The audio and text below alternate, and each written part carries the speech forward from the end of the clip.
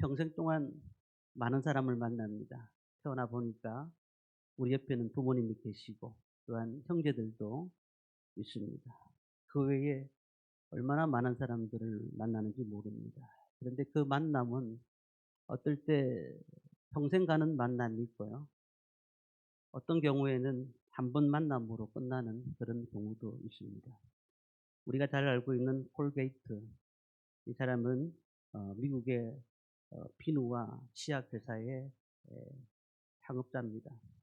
그가 17세에 뉴욕으로 가는 배를 타고 돈을 벌어보기 위해서 갔다가 어떤 할아버지 한 분을 만나게 되는데, 그때에 그와 나눈 얘기를 통하여서 그가 그의 삶을 발견하고 비전을 깨닫게 됩니다. 만남의 복이 얼마나 중요한지 모릅니다. 저는 개인적으로 오늘 참석한 우리 성도님들을 만난 것을 가장 참으로 행복하게 생각합니다. 좋은 교회들과 목사님들이 주위에도 많습니다. 그런데 저와 함께 예배를 드리고 함께 주의를 감당할 수 있는 것 얼마나 감사한지 모릅니다. 우리가 여러 사람을 만나고 좋은 만남을 원하지만은 가장 귀한 만남은 당연히 하나님과의 만남인 것입니다. 우리의 근본적인 문제를 하나님께서는 해결해 주시기 위해서 우리에게 예수님을 보내주셨고, 그리고 그 예수님을 통해서 우리의 답답한 현실 가운데 있는 문제들을 해결해 주시기 위해서 우리의 말씀으로 은혜를 주셨습니다. 세례 요한조차도 처음에는 그 예수님이 메시아인 줄 몰랐습니다. 그런데 세례 요한이 예수님을 만나고 난 다음에 보니까 자신이 주님을 전거하러 온 사람이라는 것을 깨닫게 된 것이죠. 요한복음 보면은 많은 사람들이 주님을 만납니다. 그들의 삶을 보면은 비참함, 그리고 질병, 마음의 고통들이 너무나 많았습니다. 그런데 많은 사람들이 주님을 만나고 난 다음에 인생의 비전이 생기게 생각하고 되고, 그리고 그 삶이 변화가 일어난 것입니다. 요한복음 1장 1절에 보면은 태초에 말씀이 계시니라. 하나님께서 직접 이 땅을 오셨고, 그리고 이 땅에서 우리에게 생명을 주시기 위해서 그분이 십자가에 달려 돌아가셨습니다. 그리고 참빛으로 지금도 우리 가운데 와 계십니다. 그렇다면 우리가 그 은혜를 받았다고 하면은 우리가 어떤 반응을 보여야 될까요? 반응이 나타나는 것은 그분을 따르는 것입니다. 따르는 것이에요. 그분의 제자가 되는 것이죠. 이 제자라는 말을 원어에 찾아보니까 마테테스라는 뜻입니다. 배우는 사람, 따르는 사람을 얘기합니다. 마태복음 28장 19절 20절에 보면 이렇게 주님께서 마지막으로 우리에게 말씀을 하시잖아요. 그러므로 너희는 가서 모든 민족을 제자로 삼아 아버지와 아들과 성령의 이름으로 세례를 베풀고 내가 너희에게 분부한 모든 것을 가르쳐 지키게 하라. 자, 예수님께서 가시면서 모든 민족을 성도로 삼아라고 말씀하지 않으시고 제자로 삼아라 이렇게 말씀을 하셨습니다. 자, 왜 그럴까요? 오늘 우리는 예수님께서 12제자 중에서 5명의 제자를 부르는 말씀을 우리는 보았습니다. 물론 35절부터 시작하는 말씀입니다만은 그 모든 말씀이 5명의 제자를 부르는데 아주 상세하게 제자를 부르고 계시는 것을 봅니다. 우리가 하나님을 알고 예수님을 안다고 하면은 분명히 그의 뒤를 따를 수가 있는 거죠. 그래서 오늘 이 말씀을 우리 몇 가지를 생각하면서 우리는 어떻게 하면 제자가 될 수가 있을까라는 제목으로 말씀을 드리려고 합니다. 첫 번째, 누가 제자가 될 수 있을까요? 예수님을 알고 그분과 함께 살고자 하는 사람이라는 거예요. 예수님을 아는 것이 첫 번째예요. 그리고 난 다음에 그분과 함께 살고자 하면 그분의 제자가 된다는 겁니다. 믿음 생활이 뭘까요? 그냥 막연하게 믿는 것이 믿음 생활이 아닙니다. 지식이 동반되어야 됩니다. 내가 믿는 것을 지식으로 정확하게 알아야 되는 것이죠. 진리를 믿는 사람, 신앙생활을 그렇게 10년, 20년, 30년을 했지만 이 하나님에 대해서 알지 못한다고 하면, 지식이 동반되지 못하면 참으로 우리 삶 가운데서 변화가 나타나지가 않는 거예요. 많은 사람들이 예수님에 대해서는, 성경에 대해서 많이 알고 있지만은 실질적으로 주님을 만나려고 해서는 사람은 많지가 않더라는 겁니다. 오늘 본문에 보면은 맨 처음에 주님을 만났던 사람은 안드레와 요한입니다. 이 안드레와 요한이 어떻게 주님을 만났느냐 하면, 처음에는 이들이 세례 요한의 제자였습니다.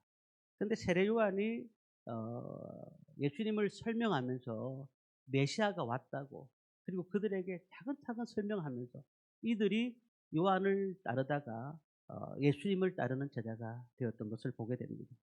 자, 그런데 온전한 제자가 된 이유가 있습니다. 그 이유는 마태복음 4장 18절에서 20절까지 말씀에 이런 말씀이 있습니다. 갈릴리 해변에 다니시다가 두 형제 곧 베드로라 하는 시몬과 그의 형제 안드레가 바다에 그물 던지는 것을 보시고 그들은 어부라 말씀하시되 나를 따라오라. 내가 너희를 사람을 낚는 어부가 되게 하리라 하시니 그들이 곧 그물을 버려두고 예수를 따르니라.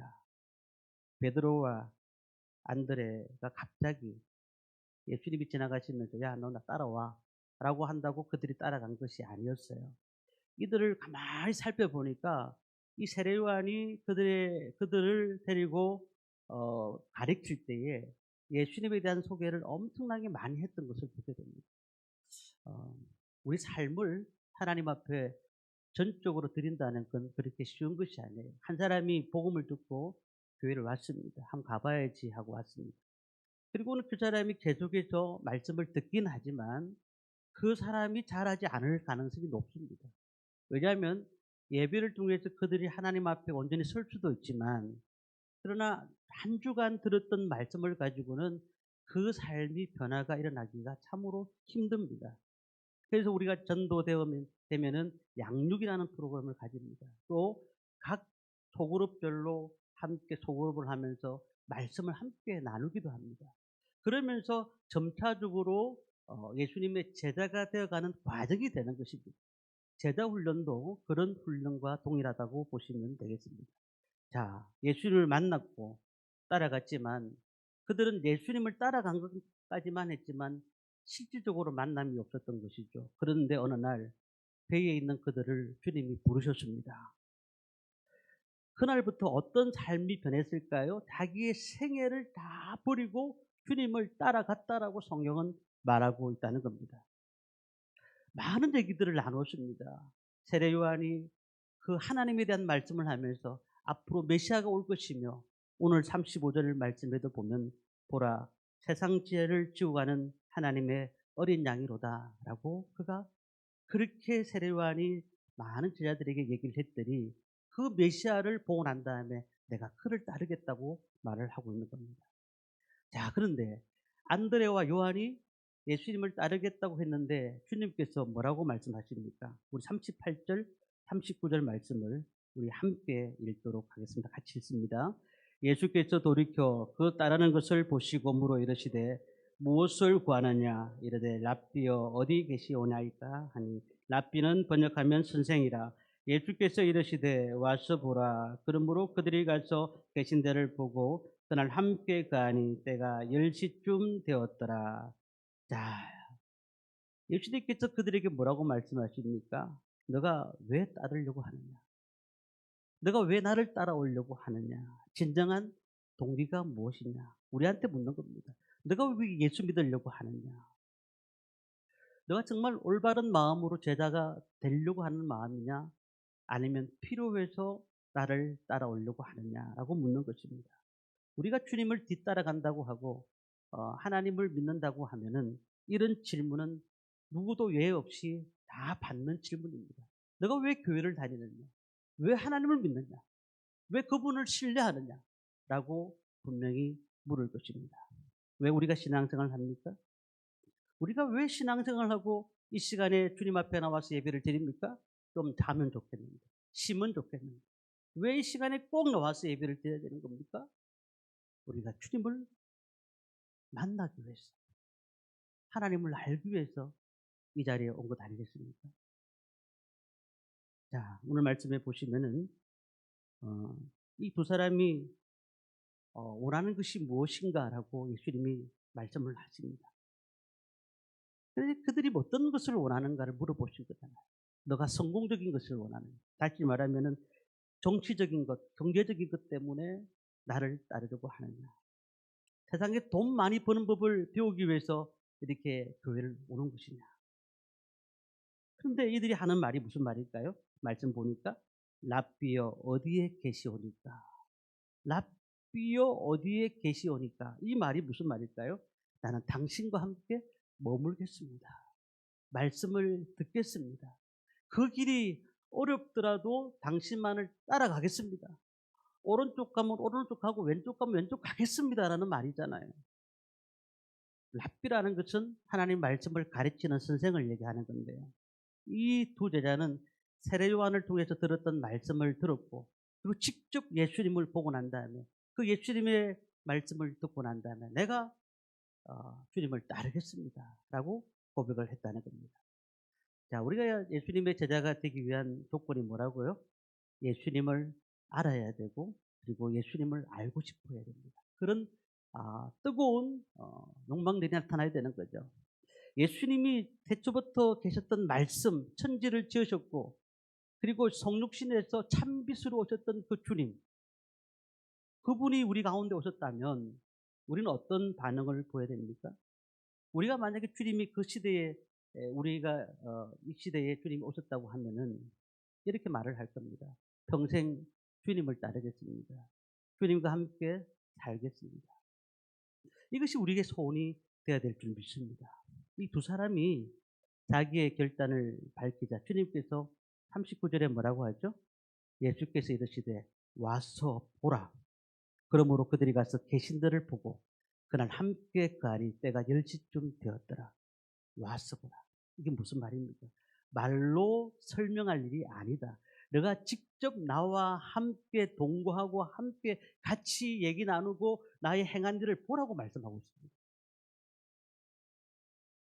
우리가 주님을 모른다, 하나님을 모른다고 하는 것은 우리 삶에 주님의 삶이 깊숙이 개입되지 못하기 때문에 그럴 겁니다.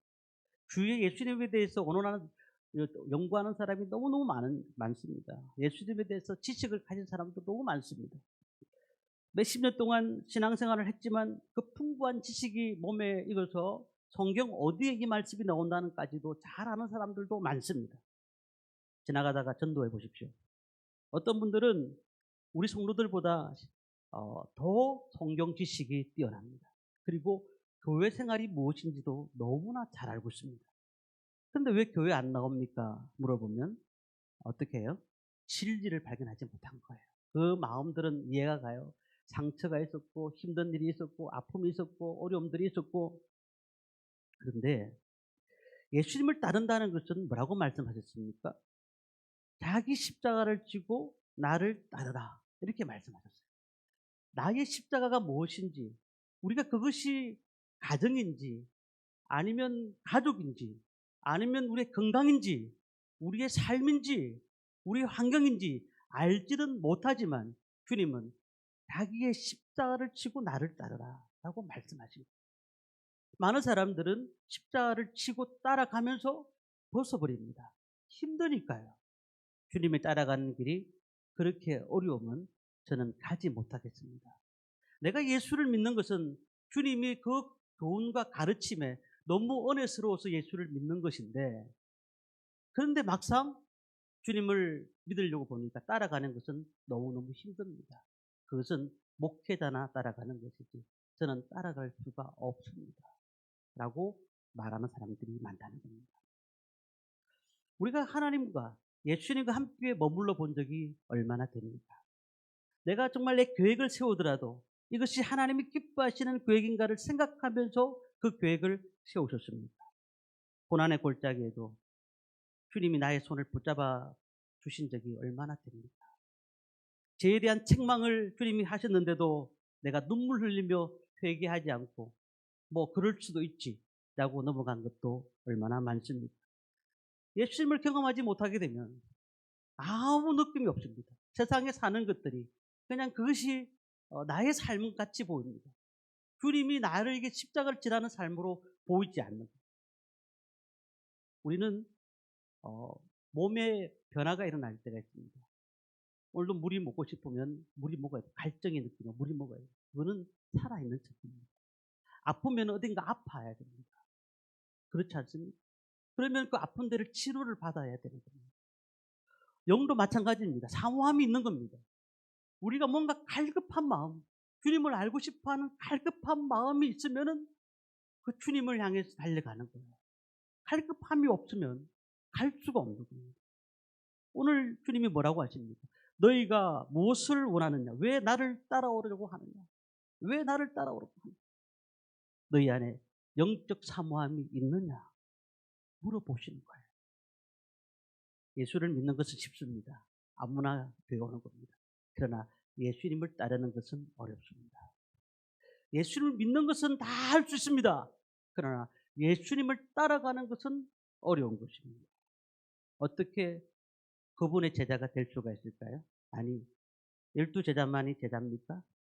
지금 모든 족속으로 제자를 삼으라고 말씀하셨으니 우리가 제자로서 많은 족속에게 제자를 삼으라고 하셨으니까 우리 제자라는 사실이에요.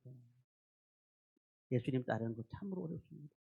주일 송수하는 것 참 어렵습니다. 하나님 앞에 물질 드리는 것 참으로 어렵습니다. 가지고 있는 모든 성품과 잘못된 것 버리는 것 참으로 어려운 겁니다. 그런데 모든 것을 버려두고 주님을 따랐던 제자들을 보십시오. 우리는 그렇게 주님 앞에 나올 때에 너가 얼마나 버렸느냐, 얼마나 행했느냐를 물어보시는 것입니다. 오늘도 우리가 신앙생활을 오랫동안 하셨는데 주님이 우리에게 어떤 말씀을 하시는지 들리십니까? 나에게 필요한 것이 무엇인지를 알고 계십니까? 나는 정말 예수님을 만났는가? 내가 영적 갈급함이 있는가? 오늘도 예배에 대한 영적 갈급함이 있는가? 이것이 없으면 예수님의 제자가 될 수 없다라고 오늘 말씀을 하고 있습니다. 두 번째는요. 누가 제자가 될 수 있을까요? 예수님을 소개하는 열정을 가진 사람입니다. 예수님을 소개하는 열정. 자, 우리가 진정으로 예수님을 따른다고 했을 때에 우리 안에 그 예수님을 소개하고 싶은 마음들이 견디지를 못해야 됩니다. 오늘 41절, 42절 말씀을 우리 함께 읽겠습니다. 41절, 42절 말씀을 읽습니다. 그가 먼저 자기 형제 시몬을 찾아 말하되 우리가 메시아를 만났다고 메시아는 번역하면 그리스도라 데리고 예수께로 오니 예수께서 보시고 이르시되 내가 요한의 아들 시몬이니 장차 게바라 하리라 하시니라. 게바는 번역하면 베드로라. 아멘. 안드레가 예수님을 따르기로 다 결정하고 난 다음에 제일 먼저 한 것이 뭔지 아십니까? 그 형제 베드로를 예수님께로 데리고 온 것입니다. 그때 이 베드로가 예수를 만나게 된 것이죠. 자, 그는 뭐라고 말합니까? 오늘 말씀 보니까 우리가 메시아를 만났다. 내가 선생님을 만났다. 이렇게 말하지 않았습니다. 내가 메시아를 만났다. 온전히 정확한 메시아를 만난 겁니다. 나의 죄를 해결해 주시고 이스라엘을 회복하실 그 주님이 이 땅에 오셨고 그분을 내가 만났다라고 분명한 소개를 하고 있는 겁니다. 자, 이 안드레 보십시오. 사복음서를 보면은 보리떡 5개가 물고기 2마리로 5천 명을 먹였던 사건 하지 않습니까? 거기 보면은 이 어린 아이 소년을 데리고 왔을 때 누가 데려왔느냐면 안드레가 데리고 왔어요. 그리고 요한복음 12장 보면은 헬라 사람들이 있을 때 그들을 또한 데리고 온 사람도 안드레였습니다. 이 안드레가 주님을 만나고 난 다음에 뭘 했느냐면은 막 복음을 나누고 야 와봐라 제일 그냥 좋은 하나님이 여기 계시고 너의 삶의 문제를 해결할 분이 여기 계신다라고 분명히 얘기를 하게 된 것이죠. 빌립도 그런 얘기합니다. 오늘 45절 말씀을 한번 보면은요 이렇게 말씀합니다. 빌립이 나다나엘을 찾아 이르되 모세가 율법에 기록하였고 여러 선지자가 기록한 그 일을 우리가 만났으니 요셉의 아들 나사렛 예수니라. 이 전하는 메시지를 정확하게 보십시오. 오해할 수가 없습니다. 내가 만났다는 거죠. 내가 만났다. 내가 만난 주님을 너에게 소개한다라고 얘기를 하고 있는 겁니다. 내가 영적으로 답답하고 힘들 때에 그분을 만났더니 내 삶 자체가 변화가 일어났다. 그래서 이 사건을 너한테 소개하지 않을 수가 없다라고 얘기하고 있는 겁니다. 이게 뭘까요? 바로 행동입니다. 우리가 예수님의 제자가 된다는 게 어떤 의미가 있을까요? 행동으로 나가야 됩니다. 정말 내 영이 살아났다는 사실을 많은 사람들에게 보여줘야 되는 겁니다. 내가 만약에 예수를 믿지 않았더라면 어떻게 됐을까? 근데 예수를 믿었으니까 이렇게 내가 주님 앞에 나와서 예배 드릴 수 있고 마음에 평안도 있고 기쁨도 있고 은혜가 있는 거 아니냐? 나를 보면 알 수 있잖아. 내 환경 너가 잘 알지 않느냐? 나는 예수 안 믿었으면 아마 낙심하고 내가 어떻게 됐는지 몰라. 예수를 만났으니까 이런 은혜가 내 가운데 넘치지 않느냐 하고 많은 사람들의 소개를 하고 있다는 겁니다. 교회가 부흥할 수 있는 길이 여러 가지가 있습니다. 그런데 어떤 신학자가 이 부흥의 길을 얘기하면서 교회가 부흥할 수 있는 길 세 가지를 얘기했습니다. 그 첫 번째, 성도들이 말씀에 갈급함이 있어야 된다. 두 번째는 기도가 뜨거워야 된다. 기도하는 사람들이 많아야 된다는 거죠. 이 세 번째, 복음을 전해야 된다. 교회가 살아있는 교회는 우리끼리 예배드리는 교회가 아니라 많은 영혼들에 가서 복음을 전하는 교회. 그 영혼들에게 와보라. 아니, 어른들이 믿지 않으면 그 밑에 있는 1층에 있는 아이들이 돌아다니던데 그 아이들까지 전도해야 돼. 우리가 예수를 믿는다는 것, 내가 예수를 만났다는 것으로 끝나서는 안 된다는 겁니다. 우리 잘 아는 것처럼 우물가의 여인을 요한복음 4장에서 예수님이 만났잖아요. 그 예수님께서 그 여인을 왜 찾아가셨을까요? 그 여인은 이중 생활을 했습니다. 남편이 5명이나 했습니다. 그런데 뭔가 채워지지 않는 뭔가가 있는 거죠. 그래서 예수님과 대화하면서 성경의 지식은 좀 있으니까 그분이 메시아구나, 이분이 메시아구나, 우리가 찾던 메시아구나라는 것을 깨닫고 했던 행동이 무엇일까요? 그 여자가 물동이를 버려두고 어디로 갔다고요? 동네로 들어가서 복음을 전했다는 거예요. 오늘 우리가 예수를 믿었다는 것, 그분을 믿었다는 것은 우리 가운데 감격으로 끝나는 것이 아닙니다. 이 감격을 많은 사람들에게 전하는 것. 이것이 예수님의 제자가 해야 될 줄 믿습니다. 마지막 세 번째는요. 이 제자로 살겠다는 사람들에게 주님이 꼭 하신 일이 있습니다. 뭐냐면 비전을 보여주셨어요. 비전을 보여주셨어요. 자, 45절부터 오늘 읽었던 말씀은 우리가 말씀은 43절부터 읽었지 않습니까? 51절까지 읽었는데요. 그 사복음서에 보면은 이 나다나엘이라는 사람이 여기만 나오는데요. 이게 이제 예수님의 제자 중에 바돌로메가 있는데 바돌로메가 아마 나다나엘이다. 이 신학자들이 그렇게 말을 하고 있습니다. 자, 빌립비 나다나엘에게 복음을 전합니다. 46절 말씀 보면은 나다나엘이 이르되 나사렛에서 무슨 선한 것이 날 수 있겠느냐? 빌립이 이르되 와서 보라.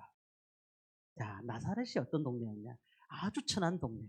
뭔가 좋은 사람이 나올 수 없는 그런 동네. 그런 동네에서 무슨 선한 것이 날 수 있겠냐? 그리고 이 이스라엘을 회복하는 메시아가 나올 것이라고는 생각할 수 없는 동네인데 어떻게 나올 수 있느냐? 47절에 나다나엘이 딱 오니까 예수님이 뭐라고 하셨죠? 이는 참 이스라엘 사람이로다. 그 속에 간사함이 없도다. 48절에 저를 아십니까? 빌립이 너를 부르기 전 내가 무화과 나무 있을 때에 내가 이미 너를 보았다. 49절에 당신은 하나님의 아들이요 이스라엘의 임금이십니다. 놀라운 역사가 벌어지고 있어요. 예수님을 소개받았던 요한과 안드레 같은 사람들은 적극적으로 주님 앞에 나왔어요. 베드로도 적극적으로 나왔어요. 그런데 이 빌립하고 나다나엘은 아주 이성적인 사람이에요. 그래가지고 자세히 주님을 알지 못하면 이분이 정말 메시아인지 정확하게 와닿지 않는 겁니다. 그런데 이 나다나엘이 오기 전부터 예수께서는 너의 마음에 있는 속에 무엇을 원하는지를 내가 알았다. 너가 무엇이 필요한지를 내가 알았다고 말씀하고 있는 겁니다. 오늘 말씀에 보면 그렇잖아요. 너를 보았다라는 말이 그 말이에요. 너를 보았다. 너가 무엇이 답답한지를 내가 알고 있다라는 겁니다. 우리 교회, 우리 주위에 많은 분들이 보면은 교회 한번 가가지고 상처받은 분들이 많아요. 얼마나 주위에 많은지 몰라요. 여러분 상처받은 사람들 교회 나오기 2번 나오기 힘들어요. 근데 마음문을 못 엽니다. 그런데 하나님은 그런 분들까지도 찾아가셔요. 그 마음에 답답하고 힘든 그 마음들이 있지만은 하나님께서는 이 나다나엘을 통해서 내가 너를 보았다고 말씀하신 것처럼 그 인생 가운데 주님이 그를 보았다고 말씀하시는 사람들을 지금도 부르시고 계시는 거예요. 우리 가운데 어떨 때는 소심한 분들도 계시고 어떨 때는 그냥 마음이 열리지 않는 분들도 계십니다.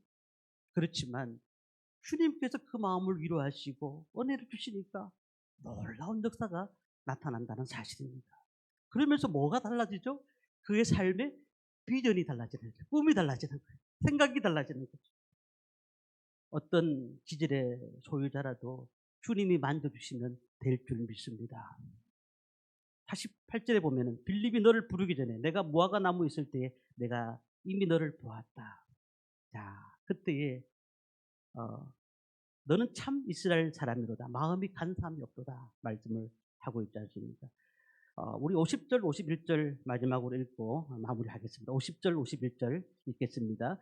예수께서 대답하여 이르시되 내가 너를 무화과 나무 아래에서 보았다 함으로 믿느냐? 이보다 더 큰 일을 보리라. 또 이르시되 진실로 진실로 너희에게는 하늘이 열리고 하나님의 사자들이 인자 위에 오르락 내리락 하는 것을 보리라 하시니라. 아멘. 이보다 더 큰 일을 보리라. 이게 비전입니다. 메가스라는 헬라어 언어가 있는데 뭡니까? 이것은 더 큰 영광을 보리라 이런 뜻으로 해석할 수가 있습니다. 너는 이것으로 끝나는 것이 나를 만난 것으로 끝난 것이 아니고 이제 너를 통해서 분명한 일을 하겠다라고 주님이 말씀하고 있다는 것입니다. 내가 이것보다 더 큰 일을 보이리라. 하늘이 열리고 인자가 오르락 내리락 하는 것을 보리라. 정말 놀라운 하나님 은혜가 아니겠습니까? 제가 이 말씀을 하고 오늘 말씀을 마치려고 합니다. 1889년도에 캐나다 한 청년 허드슨 테일러가 말씀을 전할 때 캐나다에서 부흥 집회를 할 때 참석을 했습니다. 그는 아버지가 일찍 돌아가셔가지고 어린 시절을 굉장히 불우하게 보냈습니다. 그런데 그 마음에 열정이 있었는데 그 설교를 듣다가 하나님을 만나게 된 겁니다. 하나님 아버지, 찌그러진 깡통 같은 저라도 생명의 물을 담을 수 있습니까? 찌그러진 깡통 같은 저라도 생명의 물을 담을 수 있습니까? 저를 사용하여 주옵소서. 그렇게 기도하는 가운데서 마음속에 조선으로 가라. 그래서 우리 한국으로 온 거 아닙니까? 그리고 깡통 같은 저를 사용하셔서 이 조선 땅에 불을 붙여 주옵소서.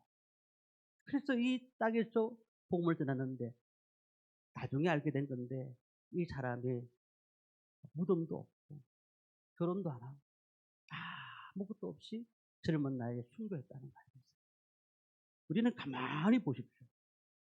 하나님의 놀라운 계획이 무엇인가? 나를 하나님의 자녀 삼아주시고 나를 주님의 은혜 가운데서 우리를 여기까지 인도하신 것 얼마나 감사한지 모릅니다. 모든 인간은 태어나면서부터 자기에게 사로잡혀가지고 늘 자기 중심적으로 살아갑니다. 내가 편하면 되는 것이고 내가 불편하면 안 되는 것이다. 그런데 그런 가운데서도 하나님께서 그를 사용하셔서 주님의 은혜 가운데 이끌어 가십니다. 어떤 장로님 한 분이 간증을 하시는데 이 장로님이 늘 개척교회에 있다가 자기 부인의 인도로 교회를 왔어요. 꼭 예배 드리기 싫으니까 기둥 뒤에 꼭 앉아서 예배를 드립니다. 기둥 뒤에. 기둥이 있으니 기둥 뒤에 예배를 드립니다. 기둥 뒤에 목사님 보이지도 않고 너무 좋잖아요. 그래가지고 예배를 드리는데 그렇게 예배를 드리는데 계속 드리는 나중에 이분이 그런 가운데 주님을 만나게 된 거예요. 지금 장로님이 되셨어요. 얼마나 큰 은혜를 받았는지 몰라요. 우리가 억지로라도 주님 앞에 나오고 하나님 나에게 그럼 주님을 보여주시옵소서. 간절히 소망하는 마음들을 가지는 내 삶에 주님이 개입하시게 됩니다. 그렇게 되면 우리의 인생에 참으로 주님의 제자의 역사를 이루어가는 것입니다. 예수님을 알고 그분과 함께 살고자 하는 마음들이 생기고 전도의 열정이 불같이 나게 되고 그리고 주님을 위한 비전을 꿈꾸게 되는 것입니다. 오늘도 이 땅의 위대한 주님의 계획을 받아들여서 이 땅에 살면서 우리는 부족하지만 주님 우리를 제자로 부르셨다고 하면 그 뜻을 향해 달려가겠습니다. 주의 말씀대로 살겠습니다. 우리에게 은혜를 주옵소서. 그렇게 하루하루 살아가며 주의 말씀대로 살아가는 예수님의 제자가 되기를 주님의 이름으로 축원합니다.